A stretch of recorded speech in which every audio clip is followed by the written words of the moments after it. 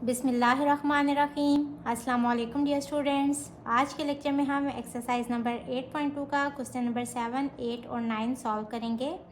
Question number 7 is find equation of line through 3 7 and parallel to the line 4x minus 3y plus 1 equals to 0। अब हमने एक ऐसी line की equation find करनी है जो कि इस पॉइंट से गुजर रही है।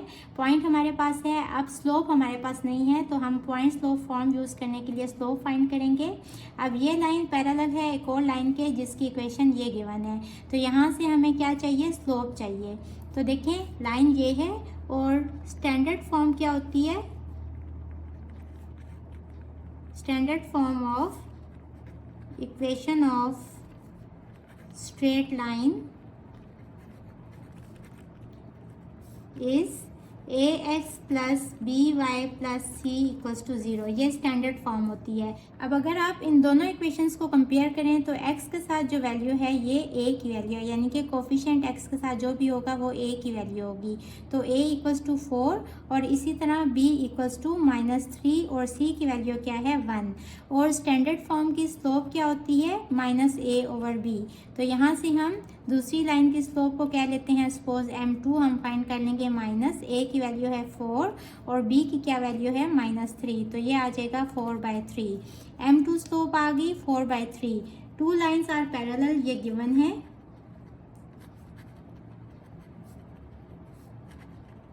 अगर ये दोनों लाइंस पैरेलल हैं तो उनकी स्लोप्स इक्वल होंगी। अगर इस लाइन की स्लोप जिसकी हमने इक्वेशन फाइंड करनी है उसकी स्लोप है m1, तो m1 इक्वल होगी m2 के। तो यहाँ से m1 भी इक्वल आ गया 4/3 के। अब हम इक्वेशन फाइंड करेंगे यूजिंग पॉइंट स्लोप फॉर्म।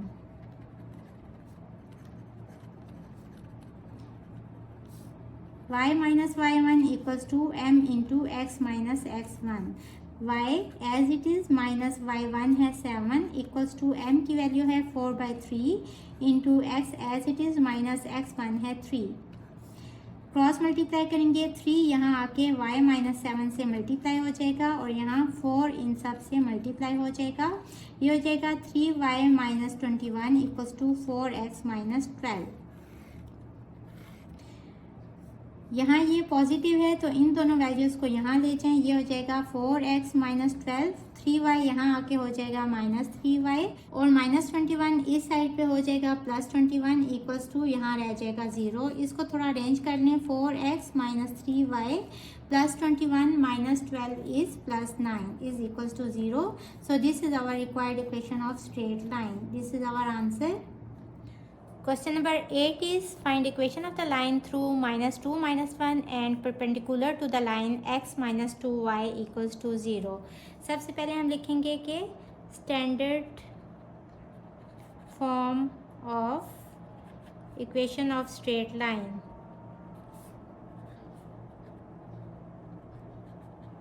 क्या है, ax plus b y plus c equals to 0 और गिवन इक्वेशन कौन सी है, x minus 2y equals to 0। Comparing this to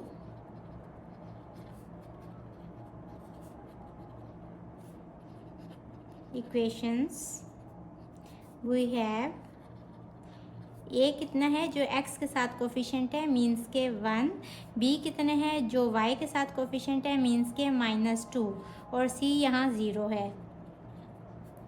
so slope क्या आ जाएगी, इस लाइन की स्लोप सपोज कर लें कि है m2, तो m2 स्लोप आ जाएगी equals to -a/b।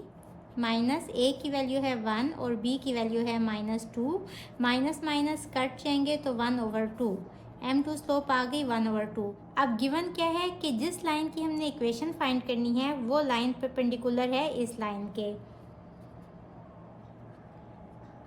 Two lines are perpendicular, सो उनकी स्लोप के बीच में क्या रिलेशन होगा, m1 इक्वल होगा -1/m2 के। -1/m2 कितने हैं, 1/2। अगर इस तरह आपको कन्फ्यूजन होती है तो आप ऐसे लिख सकते हैं -1 और इस सब को डिवाइडेड बाय 1/2 कर लें और जब डिवीजन का साइन मल्टीप्लिकेशन में चेंज होगा तो ये दोनों उल्ट हो जाएंगे, 2 ऊपर आ जाएगा और 1 नीचे चला जाएगा, तो -2 m1 आ गया -2। अब हमने इक्वेशन फाइंड करनी है, स्लोप की वैल्यू भी आ गई और एक पॉइंट भी गिवन है, तो हम कौन सी इक्वेशन यूज़ करेंगे? Using point slope form.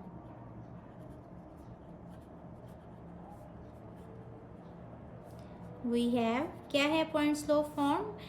y minus y one equals to m into x minus x one. Values put कर देंगे। y माइनस वाई वन कितना है? -1। m की वैल्यू है -2 into x minus x one कितने हैं? -2। Minus minus plus हो जाएगा तो y plus one equals to -2 into minus minus plus तो x प्लस 2, ये हो जाएगा -2x माइनस 4। अब x पॉजिटिव होना चाहिए तो क्या करेंगे? इसको इस साइड पे ले जाएंगे, ये हो जाएगा y plus one plus 2x plus 4 equals to 0। इसको अरेंज करके लिख लें, 2x plus y 4 plus 1 is 5 equals to 0। So this is our required equation of line. Question number 9 is find equation of perpendicular bisector of the line segment joining 0, 6 and 2, -2। एक line segment है जो दो points 0, 6 और 2, -2 को join कर रही है। अब परपेंडिकुलर बाइसेक्टर क्या होता है? एक ऐसा परपेंडिकुलर इस लाइन के ऊपर जो कि इस लाइन को 2 इक्वल पार्ट्स में डिवाइड कर दे। बाय का मतलब होता है 2 और सेक्टर का मतलब होता है पार्ट्स। तो वो कहाँ होगा? बिल्कुल मिड पॉइंट के ऊपर, क्योंकि मिड पॉइंट ही इस लाइन को 2 इक्वल पार्ट्स में डिवाइड कर देगा। अब इसके ऊपर जो हम परपेंडिकुलर ड्रॉ करेंगे तो इसका मतलब है कि ये एंगल जो बन रहे हैं ये कितने होंगे? 90 डिग्रीज के, और इसको हम परपेंडिकुलर बाइसेक्टर कहेंगे। सपोज इस लाइन को कह लें कि ये है L2 और इसकी स्लोप है M2, इस लाइन को कह लें कि L1 है और इसकी स्लोप है M1। अब देखें, L1 लाइन की स्लोप हमें नहीं पता तो वो हम कैसे फाइंड करेंगे? सबसे पहले हम L2 लाइन की स्लोप फाइंड करेंगे। हमें पता है कि M2 की स्लोप कैसे होती है? y2 minus y1 over x2 minus x1, ये फार्मूला है। यहाँ ये वाली जो वैल्यूज़ हैं ये x1 y1 है और ये वाली x2 y2 है। वैल्यूज पुट कर देंगे, -2 माइनस y1 है 6 ओवर x2 है 2 माइनस x1 है 0, ये हो जाएगा -8 over 2 which is equals to -4।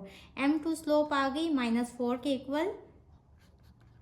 To lines L1 and L2 are perpendicular, so दोनों परपेंडिकुलर हैं तो इनकी स्लोप के बीच में क्या रिलेशन होगा?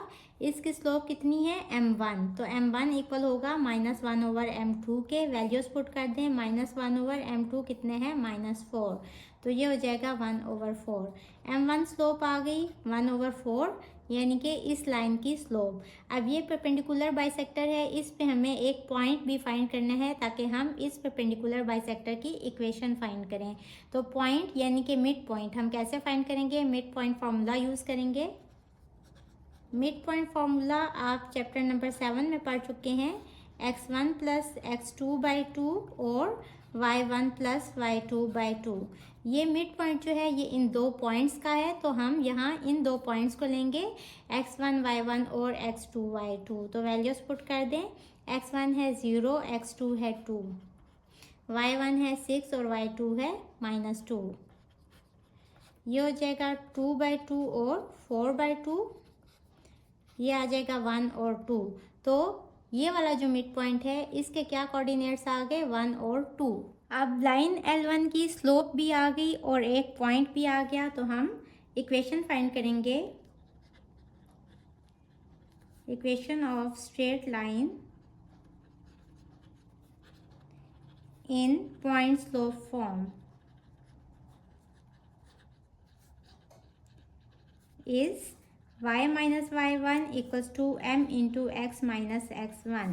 y माइनस y1 कितना है? 2 इक्वल्स टू m कितने है? 1/4, x माइनस x1 कितने हैं? 1।